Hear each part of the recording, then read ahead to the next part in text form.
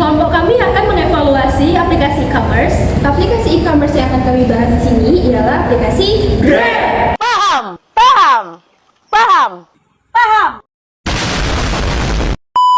Sebelum kami memulai video, izinkan kami untuk memperkenalkan diri satu persatu.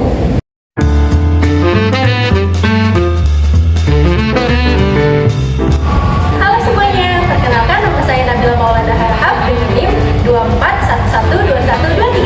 Halo semuanya, perkenalkan nama saya Randa Salsabila dengan NIM 241120046. Halo semuanya, perkenalkan nama saya Diminti Sinara Sirti dengan NIM 241120799. Halo semua, perkenalkan nama saya Genji Wiyananda dengan NIM 241121009. Halo semuanya, nama aku Febri Dinata dengan NIM 241122099.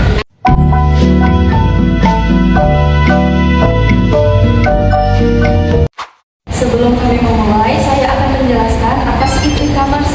E-commerce adalah kegiatan jual beli atau transaksi melalui alat elektronik ataupun internet. Contohnya Tokopedia, Blibli, dan Bukalapak.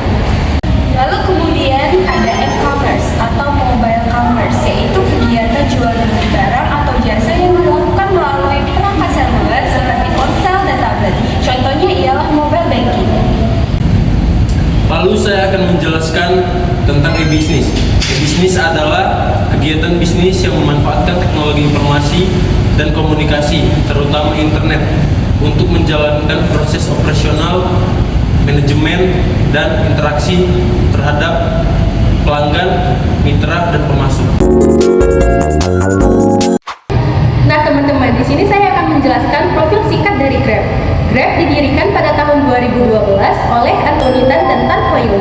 Grab menawarkan layanan transportasi, pengiriman makanan, dan pembayaran digital. Nah, di 2012, Grab itu masih bernama MyTaxi.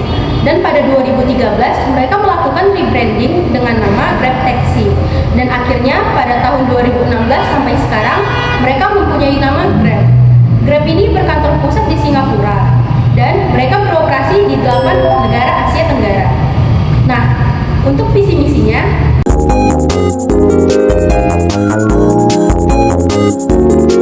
Bagaimana aplikasi Grab mengetahui konsumen dalam produk unggul? Yang pertama, pengumpulan data pengguna. Grab mengumpulkan data pengguna melalui berbagai aspek seperti riwayat pencarian, pembelian, ulasan, dan penilaian produk. Yang kedua, analisis sentimen dari ulasan pengguna. Grab menganalisis yang diberikan oleh pengguna untuk menilai kualitas produk melalui pola sentimen. Jika banyak pengguna memberikan penilaian positif, maka produk tersebut dianggap unggul. Jika sebaliknya, banyak pengguna memberikan penilaian negatif, maka produk tersebut akan cenderung dan dikeluarkan dalam daftar produk unggul. Fitur yang diperhatikan konsumen. Berfokus pada fitur seperti kualitas atau harga untuk membantu Grab memahami apa yang paling dihargai oleh konsumen. Dan yang ketiga, promo dan diskon. Grab menargetkan produk dengan promosi yang menarik untuk meningkatkan pembelian. Dan yang ketiga, bagaimana integrasi komputasi awan dalam kemudahan akses aplikasi Grab yang dipilih di berbagai perangkat tanpa batasan infrastruktur. 1. Skabilitas dan elastisitas. Dengan memanfaatkan layanan cloud seperti Microsoft Azure, Grab dapat menyesuaikan kapasitas layanan sesuai dengan permintaan pengguna. Hal ini memastikan bahwa aplikasi tetap responsif dan tersedia bahkan saat terjadi lonjakan pengguna. 2. Aksesibilitas global. Cloud computing memungkinkan data dan layanan Grab diakses dari berbagai lokasi dan perangkat, memastikan pengalaman pengguna yang konsisten tanpa tergantung pada infrastruktur lokal. 3. Keamanan dan keandalan. Dengan infrastruktur cloud yang canggih, Grab dapat memastikan bahwa data pengguna terlindungi dengan baik setelah menyediakan layanan tanpa gangguan. 4. Integrasi layanan tambahan. Melalui cloud, Grab dapat dengan mudah mengintegrasikan berbagai layanan tambahan seperti pembayaran digital dan fitur e-commerce lainnya yang meningkatkan kenyamanan pengguna. Yang pertama adalah pelacakan real time. IoT memungkinkan integrasi sensor GPS pada kendaraan mitra Grab seperti mobil, motor, atau sepeda. Fungsinya menampilkan estimasi waktu kedatangan secara akurat. Yang kedua adalah optimasi rute dengan data IoT. IoT memungkinkan pengumpulan data lalu lintas real-time melalui perangkat yang terpasang di kendaraan. Fungsinya adalah mengurangi waktu perjalanan atau pengiriman. Yang ketiga adalah contactless payment. IoT memungkinkan penggunaan perangkat pembayaran berbasis NFC atau QR. Fungsinya memfasilitasi pembayaran yang cepat dan aman. Saya akan menjelaskan beberapa fitur di aplikasi Grab. Di antaranya ada kategori transportasi. Yang pertama ada Grab Ride untuk memesan ojek online motor. Yang kedua ada Grab Car untuk memesan ojek online mobil.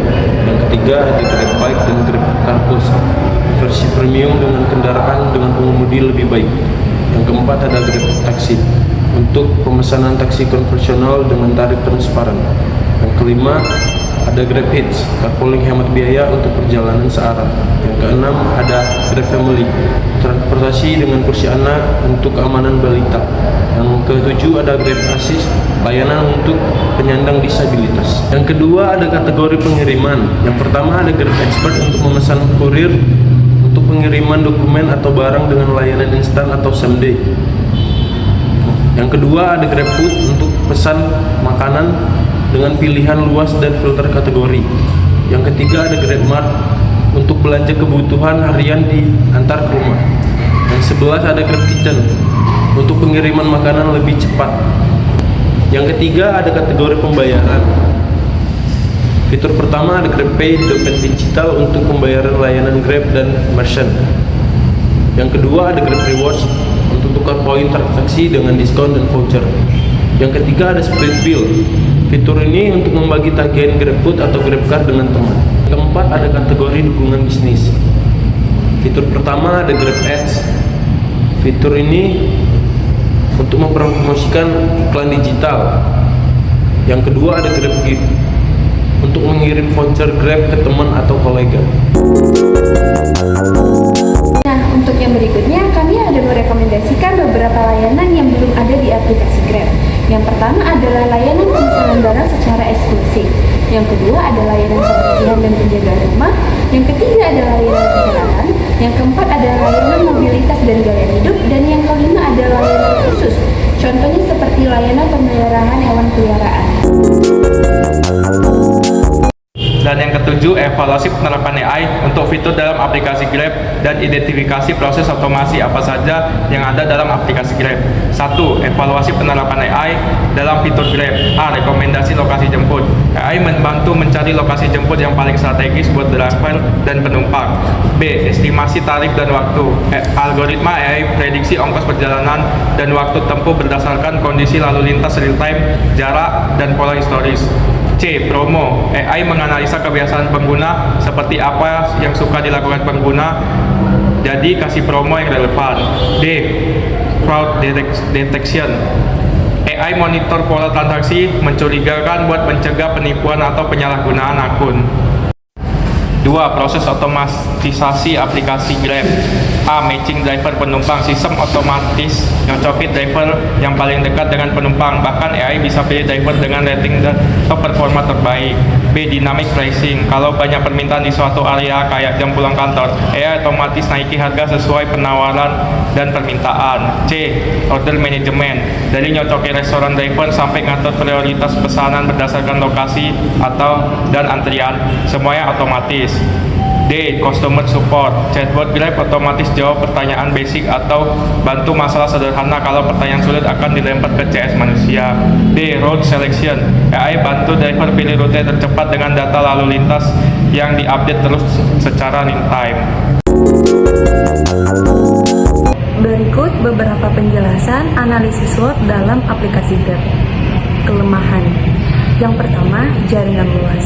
Grab memiliki jaringan besar di Asia Tenggara dengan cakupan di berbagai negara. Yang kedua, teknologi yang canggih. Grab memanfaatkan algoritma pintar untuk memastikan efisien layanan. Kelemahan yang pertama, ketergantungan pada mitra. Grab bergantung pada pengemudi dan vendor yang bisa mempengaruhi kualitas layanan. Yang kedua, isu regulasi. Grab menghadapi tantangan regulasi yang bervariasi di masing-masing negara yang kadang membatasi operasional mereka. Lalu berikutnya peluang. Yang pertama, inovasi teknologi. Yang kedua, ekspansi dan diversifikasi. Dan yang ketiga, pertumbuhan pasar. Dan yang terakhir, ancaman. Yang pertama, regulasi yang tidak stabil. Perubahan kebijakan pemerintah yang dapat mempengaruhi operasional Grab, termasuk penerapan pajak. Yang kedua, fluktuasi ekonomi. Perubahan ekonomi seperti inflasi dan kenaikan harga bahan bakar dapat mempengaruhi daya beli konsumen dan biaya operasional Grab. Nah, di sini kami juga merekomendasikan perbaikan layanan atau inovasi untuk kekurangan aplikasi Grab. Pertama, ada perbaikan pada pengalaman pengguna, contohnya seperti keakuratan penempatan lokasi. Yang kedua adalah penempatan waktu, supaya waktu yang diberikan lebih akurat. Dan yang ketiga ada transparansi harga dan promo, supaya harganya lebih transparan. Yang keempat ada peningkatan keamanan, contohnya seperti verifikasi identitas. Yang kelima